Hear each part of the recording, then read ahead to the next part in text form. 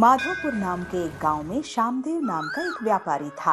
वो पैदाइशी रईस था और अपने नीचे काम करने वालों को जानवर से भी बदतर देखता था।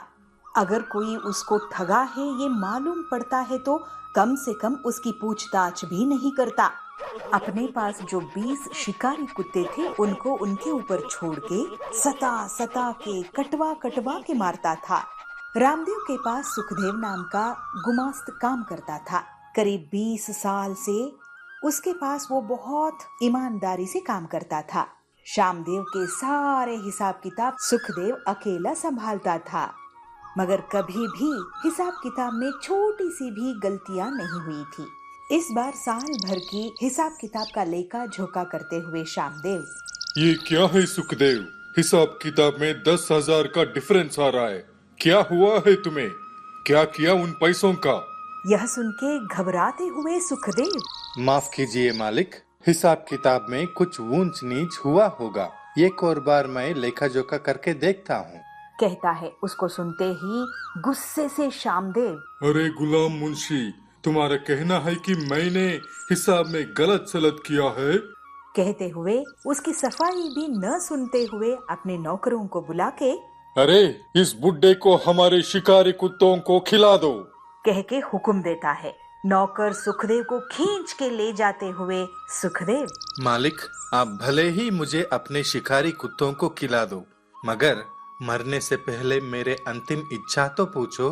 आपके पास मैंने इतने साल काम किया है, कृपया मेरी आखिरी इच्छा पूरी कर दो।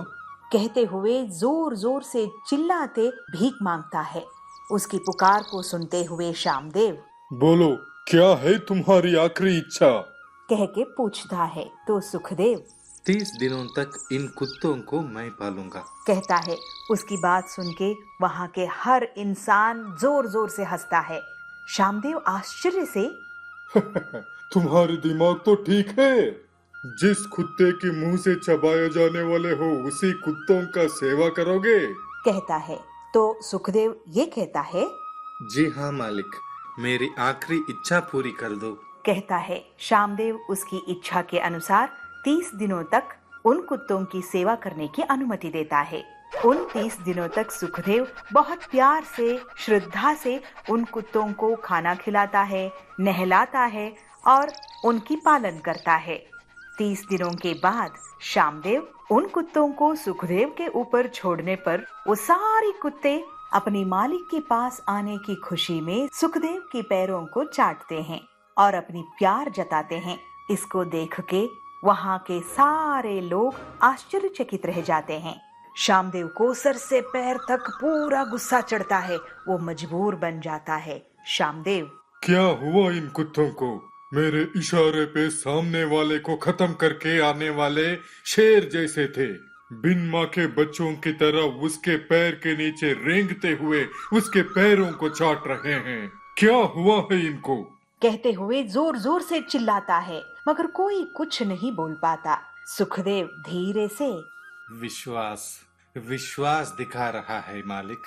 मैं भी पूरे 20 साल तक इन कुत्तों की तरह प्यार से, विश्वास से, निष्ठा से आपके सेवा की, मगर आप एक छोटी सी गलती के लिए उसकी परीक्षा किए बिना दंड देने के लिए आगे बढ़े। लेकिन केवल 20 दिन मैं इन कुत्तों को वही प्यार, निष्ठा, विश्वास दिखाया और वही वो मुझे लौटा रहे हैं। आप सबको जानवरों से भी बदतर देखते थे, लेकिन सच में आप खुद जानवरों से भी बदतर हैं, कहता है। श्यामदेव को अपनी गलती की एहसास होती है। सुखदेव के पास क्षमा मांगते हुए प्रायश्चित की ठान लेता है और आगे चलते किसी को भी उनकी गलती को दंड देने के बजाय उनको माफ करके उनको समझा बुझा के जीने की अवसर देता। किसी को दंड देना हमारी न्याय करने की तरीका दिखाता है, मगर क्षमा करना महात्माओं की गुण होता है। गलती करने वाला कोई भी हो, पहले उनको सुधारने की अवसर देना चाहिए। क्षमा करने से मानवतावाद की पुष्टि देंगे।